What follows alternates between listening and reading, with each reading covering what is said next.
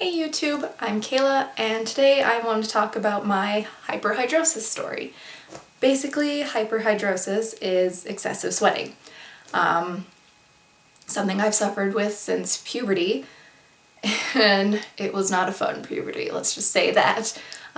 Basically, didn't matter how much deodorant or antiperspirant I was wearing, didn't matter if it was minus 30 degrees Celsius out, my shirts always looked like this. It sucked. I was so unhappy. Didn't matter what I did.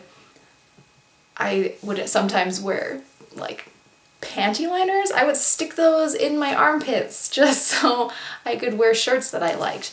And my parents thought this was a little ridiculous and we decided to get me some help, or try anyways. So we went to a dermatologist. He told me basically, well, why don't you try Drysol or any of these other, like certain dry, we went with Drysol. It's a very strong liquid antiperspirant that you, at nighttime, dab underneath your armpits and it absorbs into your skin. It's incredibly strong. You can even feel it burning and itching, and it's supposed to stop your sweating. Didn't make a difference for me though, unfortunately. I tried it for years, dealt with it, and about 15 we went back because I was just miserable. He said, you have two options if the Drysol is not working for you. You can, one, get Botox injections, which are something you have to do monthly. It will always come out of your pocket. It's a lot of money, and well, Botox is technically kind of like a poison. We don't really know the long-term side effects as far as I know. I wasn't super interested in taking that option, so I didn't do the research into it, but it seems way too scary for me. But the only other option, option 2, surgery. I was 15 years old. I don't think I was even allowed to consent to a surgery like that. I think I was told I was supposed to wait till I was 18. I wasn't ready to make that decision because I was scared. So we didn't go with it. I decided, well, this sucks. But I guess I'm gonna have to live with it. Tank tops and hoodies for the rest of my life it is. Which I did. I never wore t-shirts. If I did, they were black. And even then, I would still wear big, thick black hoodies over top. Usually zip up so you could at least still I could have some color in my wardrobe, like a color tank top. But even the tank tops would get sweaty, so I always had the hoodie on because you could always tell I was sweating. And I was way too embarrassed, even in front of my friends. You look back at all my pictures through junior high and high school, I'm covered up or I'm wearing black. And I went through my life like this until I was about 23. And that's when I decided I'm not happy. I don't get to do what I want to do with my wardrobe. This is controlling my life. And I sat down with my boyfriend and I said, this is the decision I've made. I've made up my mind. I've talked to some people who have had the surgery. I'm getting the surgery. That's it. That's my decision. I'm doing it. I'm kind of excited. I'm calling my dermatologist. So I did. I went in to meet him and asked him, I've tried this and that. I'm not willing to try Botox. I want to get the surgery. So he referred me to a plastic surgeon, or cosmetic surgeon, I guess is what he prefers to be called. And I was put on the waiting list to have my interview with him. And I waited a long time. I didn't get to see him until about June 2014, and we sat down. He still, again, offered me Botox. Everyone seems to really want to push the Botox. I said, I'm not interested. I don't even care if this comes out of my pocket. Surgery. And he said it's fine, but went through what they do, which is basically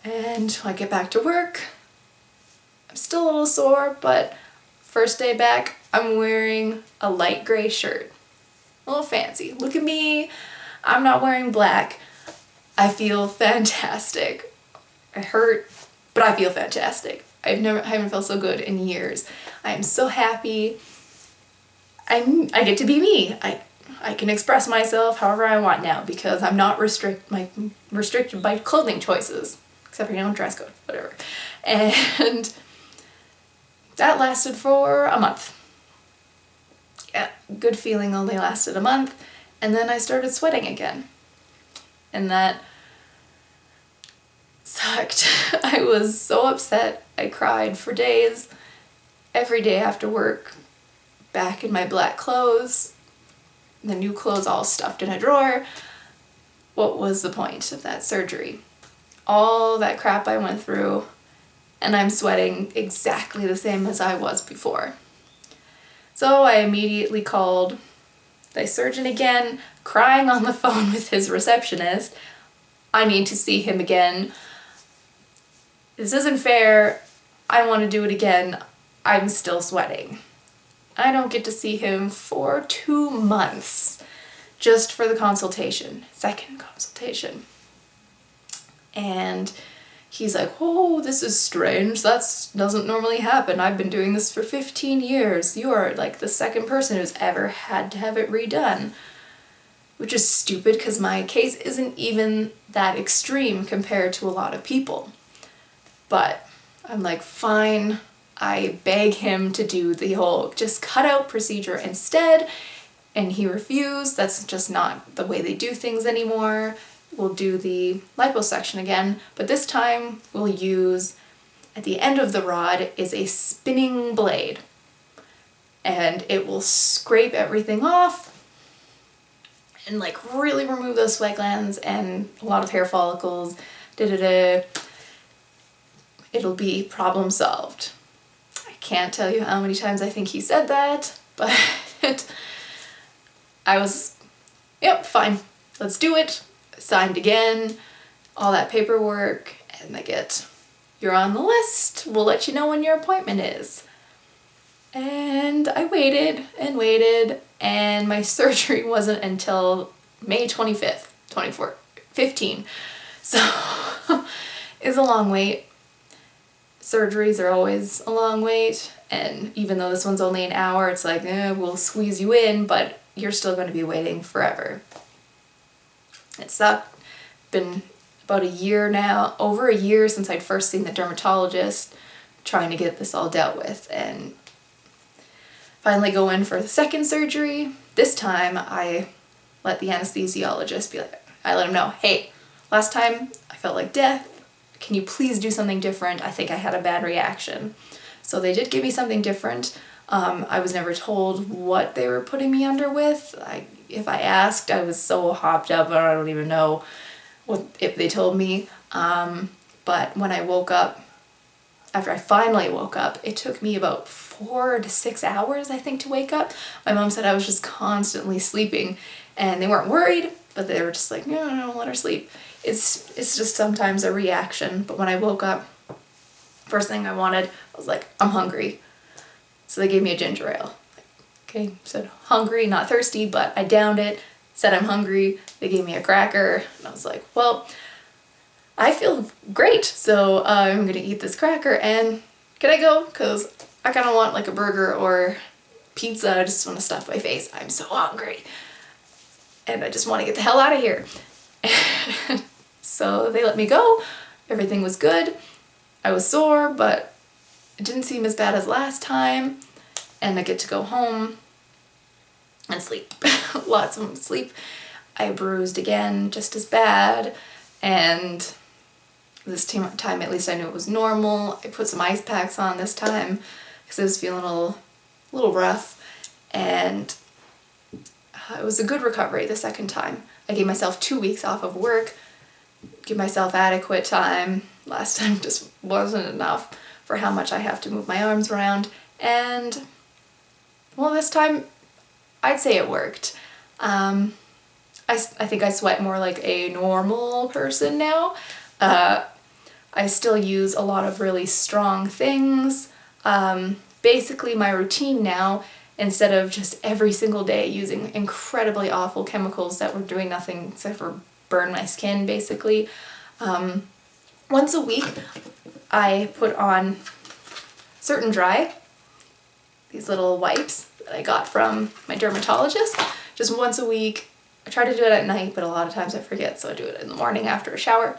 I just dab it on, and then as a daily thing, I use still a clinical strength, but I find this one works the best if anyone's interested out there with sweating issues, is Mitchum Clinical for Men. That's a lot of light. And this stuff's really great. It's unscented, so you can wear whatever perfume you want and smell the way you want, not the way the deodorant is basically telling you to. A lot of them smell, unfortunately, like talcum powder, and I hate that smell. So this stuff is just awesome. It works really great. That's just my everyday. I only put it on once a day, and I don't have to, I've never had to worry about smell with my sweat. Mine's mostly just a loss of like moisture through my body, so so if you want something to help deodorize, I would recommend using this plus like an actual deodorant with a scent. That's my routine now. It's so easy. I get to wear colors, and I have like a favorite gray t-shirt that I wear, and I wear it like all the time, and I'm so happy I get to wear it. And I don't soak through my clothes anymore, and I'm not uncomfortable. And it took 2 surgeries to do it, but you know, I'm happy now, and to me it was worth it. To a lot of people it might not be, but to each their own, and that's my experience with it. And unfortunately I still have to use a lot of stuff after 2 surgeries. If you're not happy, if you don't want to experience what I would experience, I would suggest looking for more surgeons who would actually do the whole cutout, because people I've spoken to who have done that have had a better experience because everything's gone. And if you don't care about scars, which I do not care, but he didn't seem to care that I don't care, that's the better option, I think, in my opinion, from what I've heard and seen. Can show you my scars, what they look like. They're just teeny tiny incisions. These are what just right in here. There it is. They're just little things. Unfortunately, it did cause some like scar tissue underneath, so I've got some discoloration on this side. On this side, just a little. They're just teeny tiny incisions. This side took a lot better. My right side, unfortunately, got really beaten up. It's got a little bit of like loose skin going on, which is why I wish we'd just done the whole, like, it's about triangular, this kind of shape cutout that they do. But that's just my luck. But I'm happy now, and there are so many options out there for everyone. There's like the different surgeries. If you want to try Botox, that's your thing, and you have the money in your pocket, go ahead. And just know, if you see a dermatologist, don't just go right to the surgeon. Go to a dermatologist. If you get that note saying you have hyperhidrosis and you're Canadian, sorry Americans, healthcare will pay for your surgery, because it does affect you. Not just physically, the discomfort, it affects you emotionally. It can tear you down and tear you apart, and it's not worth it. Do what you can for it. I know I did. I fought for it. I was a little lazy in the beginning, but as an adult I was like, no, I'm doing this. This is my decision. I am strong. I want to be my own person. And part of that to me was getting to wear what I want to wear. And now I do get to wear what I want to wear. And I'm so happy. And honestly, I'd probably even do another surgery just to make it totally go away, because those months were before the Botox wore off. Because they do Botox after the surgery. Before it wore off, when I was absolutely just bone dry, I was like, this is the life. It was great. And I was so, like, I'm happy, and I can't stop saying it, can't stop smiling. I'm glad I made the decisions that I did, even though I kind of suffered a little and it was painful and a lot of work and a lot of waiting. I'm glad I made the decision. So the options are out there, and I don't let it define me. I shouldn't have let it define me as much as I did when I was young, but it's too late now. But for everyone else out there who's suffering from it, don't let it define you. It's not who you are, it's just something that your body does, and you can live with it if you want. I chose not to, but even if you do, don't let people's comments get to you. Screw those people who say like, oh, look how much she's sweating. Like, screw you, I can't help it. Like, what about your personality? Making ugly comments like that, screw those people. It doesn't matter. You're beautiful. Wear what you want, or make the choices. It's your choice. And those were the decisions that I made, and that's my story with hyperhidrosis. And I'd love to hear if you're struggling with it. Maybe I can answer some questions for you.